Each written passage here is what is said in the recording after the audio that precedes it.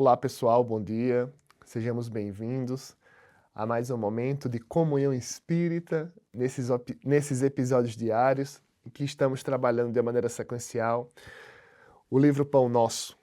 Estamos no capítulo 91, intitulado Isso é Contigo.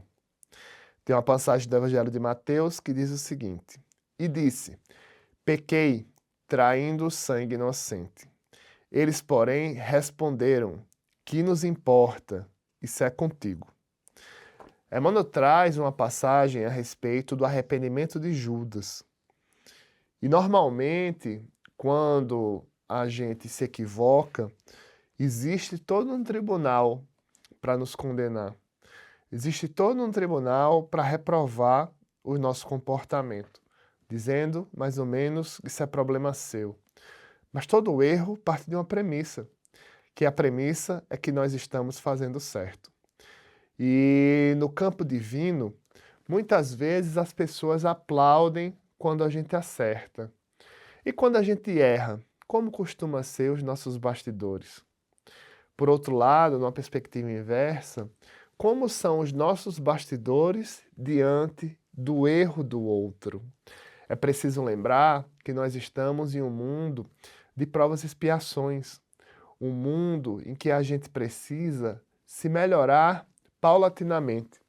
E não existe melhora sem uma oportunidade de errar.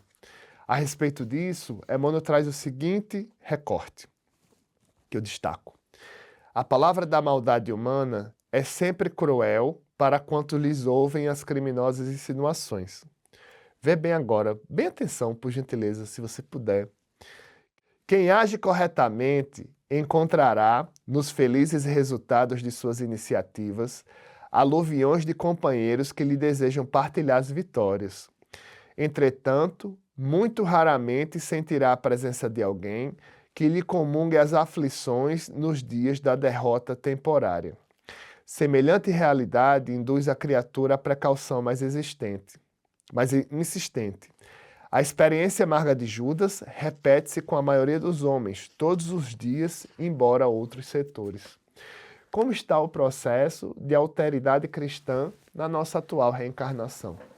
Como está o nosso processo de partilha, de serenidade, de compreensão, de ponderação diante das críticas e dos erros dos outros? Como está o nosso processo de, abre aspas, perdão, fecha aspas. Se todos somos uma família, conforme registra Jesus no Evangelho de Mateus, por que ainda é tão difícil para a gente, oportunizar júbilo com quem fere o nosso egoísmo, por exemplo? O trabalho do Cristo, ele está posto à mesa.